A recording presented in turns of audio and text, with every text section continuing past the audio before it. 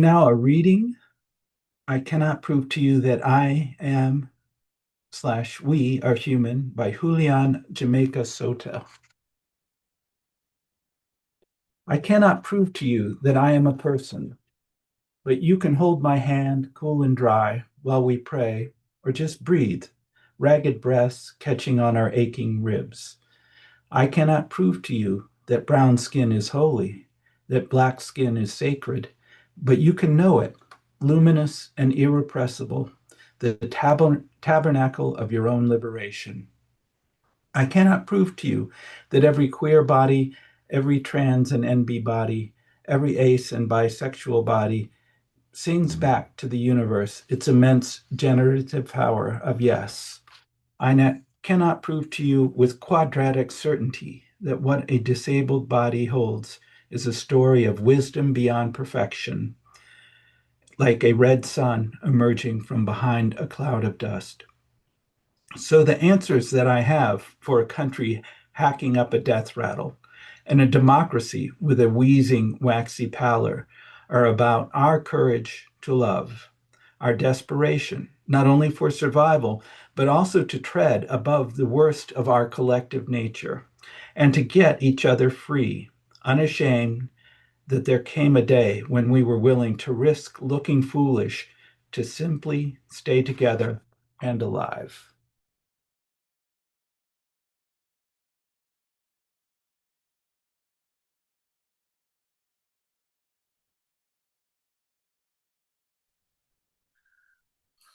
So yesterday, I joined other members of our Community of Communities group session to hear, among other things, some remarks by the Reverend Robin Tanner, who laid out very clearly how perilously close we are to authoritarianism.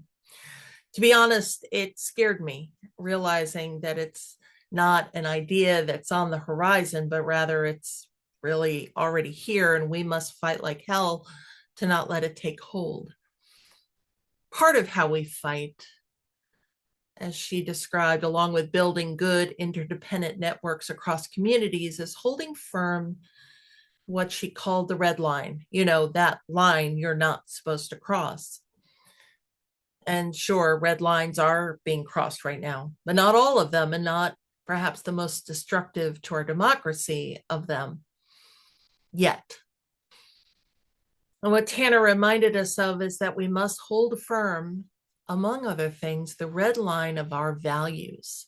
We must absolutely know our values, what they mean, how it feels, what it looks like when they get crossed, and what we can do to hold the line. And this is where our values today of justice and equity come in. Now, when asked what drew you to Unitarian Universalist congregations, a good number of people do cite our values and our stance on justice and equity. People want to be involved in an organization that is doing good in the world, doing justice in the world, affirming the inherent worth and dignity of every person and their right to flourish. We know that we are a justice-seeking people. We're built on it. Our forebears, who I'll be talking about more in 2026 when we begin an exploration of our foundational theologies, our forebears were very clear that the call to care for and welcome all is foundational to how we understand the divine and our relationships to one another. From 18th century revolutionaries to 19th century abolitionists and suffragists, to 20th century anti-racists, environmentalists, and even now, feminists and queer activists. We're always there, often on the front lines, leading the way. Even now, while we're affirming the dignity of trans folk on a denominational scale, people from other denominations are watching us. As a Methodist friend said to me in 2024 when we passed the business resolution, she said that watching what Unitarian Universalists do tells them what they'll be doing in 20 or 30 years. We are on the front line of this. We are holding the red line. This is who we are, and this is what we do. And sometimes, because these values are so deeply enmeshed in who we are and what we do, we take it for granted. And I hate to say this, sometimes we get sloppy, or we forget that just because we widened the circle of concern by a couple of inches doesn't mean we still don't have miles to go. And then we wind up ceding the high ground, allowing the line to move. In 2014 and 15, I did my ministerial internship on Key West. This was the year that then Florida State Attorney General Pam Bondi fought with every fiber of her being to keep marriage equality from being the law in Florida. And one of the couples in the fight lived in Key West. The congregation there was very active in the work for marriage equality, and we stood on the dais to celebrate when the law went into effect that January. At some point that spring, I had lunch with the board president, and among the things I told her was that my supervising minister and I had some good meetings with organizers in the trans community. They were looking for public support and space to hold meetings and events. And they knew who we are and what we stand for. My supervisor and I were very excited, but when I told the president, she said, I know we did the gay marriage thing, but trans stuff, that's a bridge too far. And there really can't be any trans people here. Are there? In Key West. It was then that I realized we still have a long way to go. Further still, when in 2017, a hiring controversy exposed the way our denomination adhered to practices common in dominant white organizations that are indeed racist. We've been wrestling since, learning more, changing practices, being intentional about how we are with one another, how we live our values in the world, how we are and can be anti-racist. And we still have a long way to go. Sometimes I fear we get self-righteous and demand justice in ways that are off-putting or make the work harder to do. We worry we're not doing it right or we're not learning fast enough. We fear getting canceled.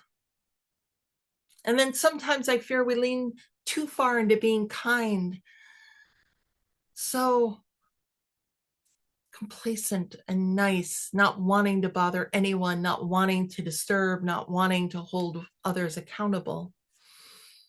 Justice and equity get short shrift if we choose one or the other. Episcopal Minister Joseph Yu offers this perspective. He says there's a midrash from the Jewish sages that says when God first created the world, God tried to build it on pure justice, but the world shattered because nobody could survive under that way. So God tried again, but this time with pure mercy. But that also collapsed because when everything is forgiven without accountability, it all falls apart. So finally, God created the world with both justice and mercy, and that's why the world still exists. The story is relevant, he says, because we know what it's like to lean too far one way. If all we've got is justice, rules, judgments, and consequences, we get brittle, harsh, unforgiving. Nobody can live like that. But if all we've got is mercy, just vibes, no boundaries, no truth, everything slides into chaos. And it's not just personal, he continues. Whole churches fall into this trap. Some preach judgment so heavy it crushes people. Others get so soft they forget holiness altogether. Both collapse, but the world still stands because it's held up by mercy braided with justice, truth with love, grace with accountability. So how do we find a balance? How do we fight for justice, affirm inherent worthiness and a right to flourish in ways that show compassion and generosity, but still remain strong and hold the line? And how do we continue to widen the circle of concern when the barbarians of hate and destruction have already crashed the gate? So on one hand, I feel like I'm preaching to the choir today.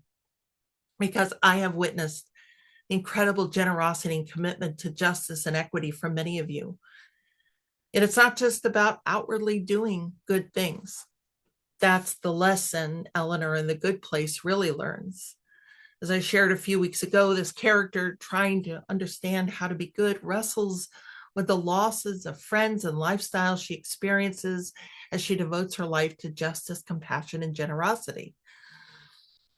She wonders why it matters and whether being good is for suckers. Yet, what Eleanor eventually learns is that it's all connected. Being good isn't just doing one act, it's living it, being transformed by it. And here's where the power of our images representing our values really takes shape. Whether you envision them as the flower as shown on the screen or as an atom in the image that's in our lobby, these all connect with love at the center. Because what we've learned is that you can't separate justice from equity, from generosity, from transformation, from interdependence, from pluralism, because they're all just expressions of love.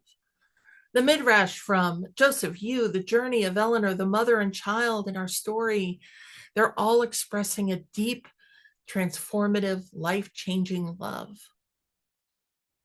And the good news is that we don't have to have much in order to offer kindness, justice, mercy, equity, compassion. The girl in our story was taught by her mother and the December angel to not judge, but simply extend mercy that night so that all could have a place to sleep, to give what's possible, to know what's possible, to know where to start, to actually do this work and build the beloved community. Sometimes that just means answering a plea for supplies. Shepherd staff serving those in crisis in Carroll County has put out a list of items needed, an intentional ask not just for food and clothing, but for non-food essentials. If you read the weekend update, you know I'd invited you to bring some of those items that we can collect. So hang on to them. We'll continue to collect items and money next week as well. These are items like shampoo, plastic bags, it's diapers, of course. It's small, some of these things we can do, but it matters. And we know not everyone is able. Yesterday in that session with Robin Tanner, I learned that somewhere between 41 and 46% of Americans are below the poverty line. And that's a crisis. Grace matters, and there's no shame in needing help, particularly in a society that rewards the rich and punishes the poor. So it's okay if you can't help. It's okay if you need help. And if you can help, even a little, it matters. It's these small acts that sometimes matter more than the big ones. It's amazing how expensive non-food items like detergent and shampoo and feminine hygiene products can be, and how necessary they are. And it's amazing how just putting on deodorant or washing your hair can bring back a bit of humanity, a bit of dignity, a bit of self. But of course, it's more than just buying paper products and soap. There are so many things we can and should and need to do in our call to justice and equity, and it can be paralyzing. Fortunately, we don't have to do it alone. I often quote the wisdom of Edward Everett Hale because it's always worth remembering. He said, "I am only one, but still I am one. I cannot do everything, but still I can do something. And because I cannot do everything, I will not refuse to do the something I can do." Individually, we are one. Each of you is one, but also we are one congregation among congregations, one community among communities. And between us all, we have various gifts and abilities and knowledge And it matters more than ever that we connect and share resources, support, and care for the hard work ahead. The UUA's common read this year is called Social Change Now, a guide for reflection and connection by Deepa Iyer. It's intended to help folks understand the roles that they play in building the beloved community and holding the line and fighting for what is true and right. She talks about frontline responders, visionaries, builders, disruptors, caregivers, experimenters, weavers, storytellers, healers, and guides. Just this week, the Reverend Christian Schmidt, who is the minister at our congregation in Gettysburg, contacted me, and we're in the planning stages of a shared book study for this book, bringing our communities together. We'll look for more news on that in January. How we understand our call to work for justice and equity, affirming inherent worthiness and a right to flourish. Well, it's more than lip service. It's active and intentional, thoughtful and loving, this endeavor to build the beloved community. It's active and intentional, thoughtful and loving, our call to hold the red line of our values and fight for justice and equity. It's active and intentional, thoughtful and loving, this endeavor to draw the circle of love so wide we no longer need circles.